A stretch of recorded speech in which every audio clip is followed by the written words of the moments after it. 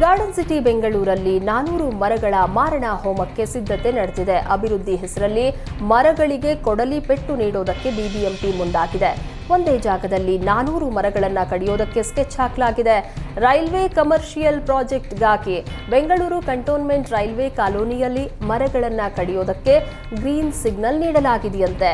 ಈ ಬಗ್ಗೆ ಬಿಬಿಎಂಪಿ ಪತ್ರಿಕಾ ಪ್ರಕಟಣೆಯನ್ನ ಹೊರಡಿಸಿದ್ದು ಸಾರ್ವಜನಿಕ ನೋಟಿಫಿಕೇಶನ್ ನೀಡಿದೆ. ವಾಣಿಜ್ಯ ಉದ್ದೇಶದಿಂದ ಮರಗಳನ್ನು ಕಡಿತಾ ಇದ್ದೀವಿ, ಆಕ್ಷೇಪ ಅಥವಾ ವಿರೋಧಗಳು ಇದ್ದಲ್ಲಿ ವ್ಯಕ್ತಪಡಿಸಿ ಎಂದು ಆಹ್ವಾನಿಸಿದೆ. ಬಿಬಿಎಂಪಿ ನಿರ್ಧಾರಕ್ಕೆ ಸಾರ್ವಜನಿಕರು, ಪರಿಸರವಾದಿಗಳು ವಿರೋಧವನ್ನ ವ್ಯಕ್ತಪಡಿಸಿದ್ದು ಆದೇಶವನ್ನ ಕೂಡಲೇ ವಾಪಸ್ ಪಡೆಯುವಂತೆ ಬಿಬಿಎಂಪಿಗೆ ಆಗ್ರಹಿಸಿದ್ದಾರೆ. ಯಾದಗಿರಿಯಲ್ಲಿ ಅಕಾಲಿಕ ಮಳೆಗೆ ಭತ್ತ ಮತ್ತು ಮಾವಿನ ಬೆಳೆ ನಾಶಗೊಂಡಿದೆ. ಬಿರುಗಾಳಿ ಸಹಿತ ಭಾರೀ ಮಳೆಗೆ ಅನ್ನದಾತರ ಬದುಕು ಬರ್ಬಾದಾಗಿದೆ. ಒಂದೆಡೆ ಕಟಾವು ಮಾಡಿದ್ದ ಭತ್ತದ ಬೆಳೆ ನೀರು ಪಾಲಾಗಿದ್ರೆ ಭಾರೀ ಬಿರುಗಾಳಿಗೆ ಮಾವಿನ ಹಣ್ಣುಗಳು ನೆಲಕ್ಕುರುಳಿವೆ. ಯಾದಗಿರಿ ಜಿಲ್ಲೆಯ ಗುರುಮಿಠಕಲ್ ತಾಲೂಕಿನ ಹಲವೆಡೆ ವರುಣ ಅಬ್ಬರಿಸಿದ್ದು, ಗುರುಮಿಠಕಲ್ ತಾಲೂಕಿನ ಹಿಮ್ಲಾಪುರ ಗ್ರಾಮದಲ್ಲಿ ರೈತ ಭೀಮಪ್ಪ ಎಂಬಾತನಿಗೆ ಸೇರಿದ 5 ಎಕರೆ ಜಮೀನಿನಲ್ಲಿ ಬೆಳೆದಿದ್ದ ಭತ್ತದ ಬೆಳೆ ಹಾನಿಯಾಗಿದೆ.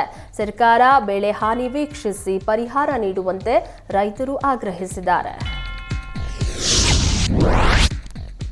ಜಯನಗರ 5ನೇ ಬಡಾವಣೆಯ ಶ್ರೀ ರಾಘವೇಂದ್ರ ಸ್ವಾಮಿಗಳ ಮಠದಲ್ಲಿ ಲೋಕ ಕಲ್ಯಾಣಕ್ಕಾಗಿ ಅಕ್ಷಯ ತೃತೀಯ ಹಾಗೂ ಮಠದ 42ನೇ ವಾರ್ಷಿಕೋತ್ಸವದ ಪ್ರಯುಕ್ತ ವಿಶೇಷ ಪೂಜೆ ಸಲ್ಲಿಸಲಾಗಿದೆ. ಶ್ರೀಮಠದ 42ನೇ ವಾರ್ಷಿಕೋತ್ಸವದ ಬೃಂದಾವನಕ್ಕೆ ಶ್ರೀಗಂಧ ಲೇಪನದ ಹಾಗೂ ವಿಶೇಷ ಪುಷ್ಪಾಲಂಕಾರವನ್ನ ಮಾಡಲಾಗಿದೆ. ಧರ್ಮಾಧಿಕಾರಿ ಕೃಷ್ಣಗುಂಡಾಚಾರ್ಯರ ನೇತೃತ್ವದಲ್ಲಿ ಶ್ರೀ ರಾಘವೇಂದ್ರ ಅಷ್ಟಾಕ್ಷರ ಹೋಮ, ಪಲ್ಲಕ್ಕಿ ಉತ್ಸವ, ಗಜವಾಹನ ಉತ್ಸವ, ರಥೋತ್ಸವ, ಕನಕಾಭಿಷೇಕ, ಮಹಾಮಂಗಳಾರತಿ ಮತ್ತು ಅನ್ನ ಸಂತರ್ಪಣೆಯೊಂದಿಗೆ ಕಾರ್ಯಕ್ರಮ ಅಚ್ಚುಕಟ್ಟಾಗಿ ನೆರವೇರಿತು.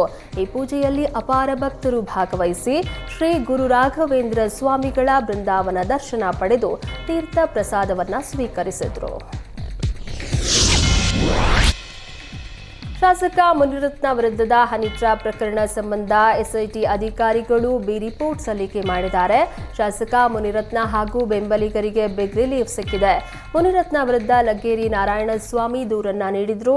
ಪ್ರಕರಣದ ತನಿಖೆ ನಡೆಸಿದ ಎಸ್ಐಟಿ ಅಧಿಕಾರಿಗಳು ಹನಿ ಟ್ರ್ಯಾಪ್ ಯತ್ನ ಪ್ರಕರಣಕ್ಕೆ ಸಾಕ್ಷಿಗಳ ಕೊರತೆ ಇದೆ ಅಂತ ಬಿ ರಿಪೋರ್ಟ್ ಸಲ್ಲಿಸಿದ್ದಾರೆ. ಬಿಜೆಪಿ ಕಾರ್ಯಕರ್ತೆ ಮೇಲೆ ಅತ್ಯಾಚಾರ ಆರೋಪ ಪ್ರಕರಣ, ಬಿಬಿಎಂಪಿ ಗುತ್ತಿಗೆದಾರ ಚೆಲುವರಾಜ್ಗೆ ಜೀವ ಬೆದರಿಕೆ ಪ್ರಕರಣ, ಬಿಬಿಎಂಪಿ ಮಾಜಿ ಸದಸ್ಯ ವೇಲು ನಾಯ್ಕರ್ ನೀಡಿದ್ದ ಜಾತಿ ನಿಂದನೆ ಪ್ರಕರಣ ಸಂಬಂಧ ಸಾಕ್ಷ್ಯಗಳು ಪತ್ತೆ ಆಗಿದೆ ಎಂದು ಎಸ್ಐಟಿ ಅಧಿಕಾರಿಗಳು ರಿಪೋರ್ಟ್ ನೀಡಿದ್ದಾರೆ. ವಕ್ಫ್ ಬೋರ್ಡ್ ಕಾಯ್ದೆ ತಿದ್ದುಪಡಿಗೆ ತೀವ್ರ ವಿರೋಧ ವ್ಯಕ್ತವಾಗ್ತಾ ಇದೆ. ಮೇ 2ರಂದು ಮುಸ್ಲಿಂ ಸಮಾಜದ ಮುಖಂಡರು ವಿಜಯಪುರದಲ್ಲಿ ಪ್ರತಿಭಟನಾ ಸಮಾವೇಶ ನಡೆಸಿದ್ದಾರೆ. ವಕ್ಫ್ ಬೋರ್ಡ್ನಲ್ಲಿ ಮುಸ್ಲಿಮೇತರರು ಇರಬೇಕು ಅಂತ ತಿದ್ದುಪಡಿ ಮಾಡಿದ್ದು ಸರಿಯಲ್ಲ. ಹಿಂದೂಗಳ ಅನೇಕ ದೇವಸ್ಥಾನ ಆಡಳಿತ ಮಂಡಳಿಯಲ್ಲಿ ಹಿಂದೂಗಳ ಮಾತ್ರ ಇದ್ದಾರೆ. ವಕ್ಫ್ ಬೋರ್ಡ್ನಲ್ಲಿ ಹಿಂದೂಗಳನ್ನ ಹಾಕಿದರೆ ಸಮಸ್ಯೆ ಆಗುತ್ತದೆ. ಬಿಜೆಪಿ ಸರ್ಕಾರ ಅಭಿವೃದ್ಧಿ ಬಿಟ್ಟು ಮುಸ್ಲಿಂ ವಿರೋಧಿ ಕೆಲಸವನ್ನ ಮಾಡ್ತಾ ಇದೆ ಎಂದು ಮುಸ್ಲಿಂ ಮುಖಂಡರು ಆರೋಪಿಸಿದರು.